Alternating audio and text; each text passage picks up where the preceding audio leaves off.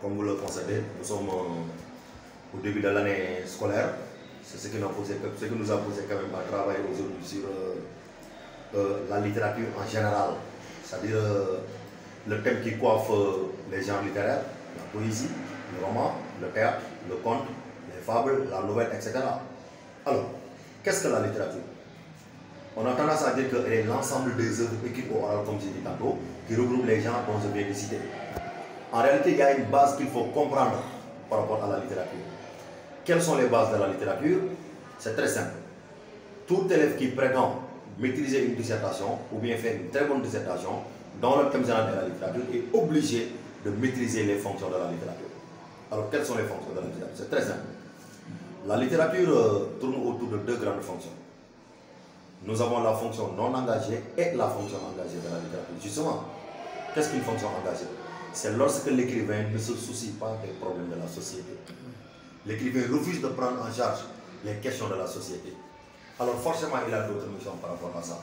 Quelles sont les autres missions? Comprenez que les autres missions, ce sont les fonctions non engagées de la littérature. Nous avons la fonction divertissante. Comme son nom l'indique, nous avons le verbe se divertir. C'est-à-dire, la mission de l'écrivain, c'est d'aider son lecteur à se débarrasser des soucis de la vie quotidienne, à évoquer le stress. Il essaie de plonger son lecteur dans un monde imaginaire, dans le but de l'aider à oublier les tracasseries de la vie, les horribles fardeaux de la vie. Dans ce cas de figure, la littérature est considérée comme une thérapie contre la souffrance humaine. Par exemple, si vous prenez le cas des symbolistes avec Charles Baudelaire, il a tenté de nous aider à nous débarrasser des soucis de la vie, dans son chef-d'œuvre intitulé Les fleurs du mal, duquel est tiré le poème Enivrez-vous. Enivrez-vous, cela vous aidera à vous débarrasser des horribles fardeaux de la vie. Enivrez-vous de poésie, de vin ou de vertu à votre guise. Enivrez-vous. Qu'est-ce que cela veut dire? Si on est coupé de la réalité, ça nous permet de nous débarrasser des problèmes de la vie. D'autre part, nous avons certains romanciers, tels que Guy Descartes. Qu'est-ce qu'il nous dit par rapport à ça? Le roman n'a pas à délivrer des messages, le roman c'est l'évasion. Dans l'aspect théâtral, nous avons Jean-Louis Barrault qui confirme le théâtre est le premier sérum que l'homme a inventé pour sortir de la maladie de l'angoisse. Maintenant, d'autre part, nous avons la fonction autobiographique de la littérature. Attention, il faut éviter le mot lyrique dans la littérature et le mot lyrique dans le roman. Ça ne se dit pas. On dit la poésie lyrique ou bien la fonction lyrique dans la poésie. Mais dans la littérature ou bien dans le roman, on dit la fonction autobiographique. Justement, qu'est-ce que l'autobiographie? C'est lorsque l'écrivain revient sur son parcours. L'écrivain raconte sa propre vie dans le but de la partager avec ses lecteurs. Poétiquement parlant, nous avons Hugo dans les Contemplations, vous le savez, qui est revenu sur sa vie, marqué par la mort brutale de sa fille, morte noyée. Je vais nommer Léopoldine. Si nous prenons demain des lobes pour nous démontrer qu'il n'a plus goût à la vie, qu'est-ce qu'il nous dit? Le chef de file du mouvement romantique, je ne regarderai ni l'or du soir qui tombe. Alors, d'autre part, nous avons les romanciers, notre compatriote, notre cher Guinéen, M. Camarla dans L'Enfant Noir, lui qui a tenté de revenir sur sa vie, marquée par son enfance, en guise de souvenir, bien entendu. Le Guinéen confesse, j'étais enfant et je jouais par la case de mon père. Quel âge avais-je? Attention, ne dites pas qu'il y a la poésie qui nous divertit, le roman qui nous divertit, le théâtre qui nous divertit. Dans l'autobiographie, nous avons le roman autobiographique et la poésie lyrique. Il ne faut jamais dire le théâtre lyrique, parce que le théâtre lyrique n'existe pas. On dit le théâtre catharsis. Il est marqué par l'absence du jeu. La poésie lyrique et le roman autobiographique sont marqués par la présence du jeu. Autrement dit, le romancier et le poète racontent leur propre vie, mais le dramaturge, il cherche à toucher la sensibilité du lecteur par le biais des sentiments. Alors c'est le cas d'Alfred Musset dans son ouvrage intitulé On ne badine pas avec l'amour. Maintenant, la troisième fonction dans le non-engagement, nous avons la fonction esthétique. Qu'est-ce qu'une fonction esthétique? C'est une fonction décorative, un aspect qui fait allusion à la beauté. Dans ce cas, l'écrivain cherche à flatter son lecteur, à séduire son lecteur par le biais de ses beaux textes poétiques. Logiquement, les pensées doivent converger vers les parnassiens, ce qu'on les appelle les théoriciens de l'art pour l'art. Justement, qu'est-ce que l'art pour l'art? C'est-à-dire la littérature se limite à la fonction esthétique. C'est le cas de Deville Gautier pour confirmer cet aspect décoratif, la beauté rien que la beauté. Alors, Baudelaire confirme chez les symbolistes, la moralité d'une œuvre d'art c'est la beauté. La poésie n'a d'autre but qu'elle-même et ne peut en avoir d'autre. Un poème pour qu'il soit noble, pour qu'il soit digne, il faut qu'il soit écrit que pour le simple plaisir d'écrire un poème. Et enfin, nous avons M. Nicolas Boileau. Qu'est-ce qu'il nous dit? L'un des patrons du mouvement classique, quel que soit le sujet, sublime ou plaisant, le bon sens doit être apporté à la rime. vous avez constaté que nous avons mis en évidence les 3 fonctions non engagées dans la littérature, c'est-à-dire le divertissement lorsque l'auteur aide son lecteur à se débarrasser du sujet de la vie quotidienne, l'autobiographie lorsque l'écrivain raconte sa propre vie, la fonction esthétique lorsque l'écrivain cherche à flatter son lecteur par le biais de ses beaux textes poétiques. Maintenant, d'autre part, nous avons la fonction engagée. Qu'est-ce qu'une fonction engagée? C'est lorsque l'écrivain accepte de prendre en charge les problèmes de la société ou bien les questions sociales, comme vous voulez. Engagé, faites très attention. Alors, nous avons le militantisme, lorsque l'écrivain dénonce les injustices, l'inacceptable dont son peuple est victime, il accepte de porter une robe d'avocat en faveur de son peuple. Nous avons la fonction didactique, cette fois-ci c'est lorsque l'écrivain essaie d'éduquer son lecteur, autrement dit, il aide ce dernier à se débarrasser des mauvais comportements.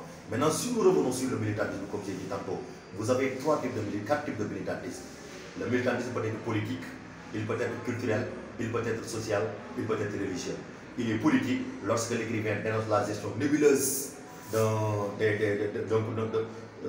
chefs d'État. Excusez-moi, je suis en train de me tromper là. Nous avons ce qu'on appelle l'engagement social lorsque l'écrivain prend en charge la couche marginalisée. Nous avons l'engagement religieux lorsque l'écrivain dénonce les abus religieux. Nous avons ce qu'on appelle l'engagement culturel lorsque l'écrivain remet en cause la théorie de la table rase. Maintenant, concernant l'engagement politique, il ne faut pas aller le chercher ailleurs. Allez le chercher du côté de David Diop, dans ses coups de filon, le natif de Bordeaux, dans son poème intitulé Les Vautours.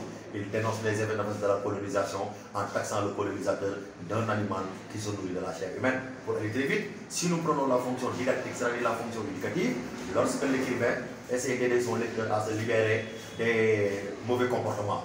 Prenez une longue de Mariama Ba, notre chère sénégalaise, a tenté d'inciter les parents à ouvrir les yeux sur l'éducation de leurs enfants. Autrement dit, elle cherche à leur faire comprendre qu'il ne faut jamais fermer les yeux sur le mauvais comportement des enfants en pensant à sa réussite. Qu'est-ce qu'elle dit ou bien qu'est-ce qu'elle écrit dans son chef-d'œuvre, comme j'ai dit tout à l'heure, intitulé Une si longue lettre. Le rêve d'une ascension fulgurante pour certains parents a donné plus de pouvoir que d'éducation à leurs enfants. Que le droit donne le verdict. On ne lit pas un roman, on se lit dans un roman. Le roman est une leçon de morale que chaque lecteur doit décrypter pour son propre usage. Alors, si nous prenons le genre théâtre, Molière n'a pas cherché de midi à 14 heures. Qu'est-ce qu'il nous dit? Le théâtre est le miroir des défauts. C'est-à-dire le théâtre doit refléter les mauvais comportements. En grosso modo, ce sont les 2 fonctions de la littérature. Mais attention, il y a une littérature qui s'appelle le renouveau. La littérature de renouveau. Souvent, il y a une chose qui m'attriste chez les élèves ne font pas attention à cet aspect. Il y a la poésie comme renouveau, il y a le roman comme renouveau, il y a le théâtre comme renouveau. Tout ça, on l'appelle la théâtre comme renouveau. Qu'est-ce que cela veut dire? C'est la liberté de l'écriture lorsque l'écrivain remet en cause les règles de la versification poétiquement parlant, bien entendu. L'écrivain remet en cause les caractéristiques du roman. L'écrivain se démarque des conventions théâtrales. C'est le cas de Hugo, quand il remet en cause l'Alexandrie classique proposé par Nicolas Bois et Malade au XVIIe siècle. Qu'est-ce qu'il nous dit? Le père de Léopoldine, le chef de file du mouvement romantique, j'ai dissoqué ce grand miel d'Alexandre, c'est-à-dire je me suis démarqué de l'Alexandre classique au profil de l'Alexandre romantique. C'est la raison pour laquelle il y a même des éléments de la tête qui disent que Victor Hugo a considéré son Alexandre romantique comme son cheval de bataille contre les classiques. Chez les romanciers, vous prenez Alérope dans les pommes. Il a décrit complètement la notion de l'histoire dans le roman. Alors, qu'est-ce que l'histoire? L'histoire, c'est la logique marquée par 3 choses. L'état initial, c'est-à-dire le début. Nous avons la transformation, c'est-à-dire là où se passent les événements. Nous avons l'état final, c'est-à-dire la fin.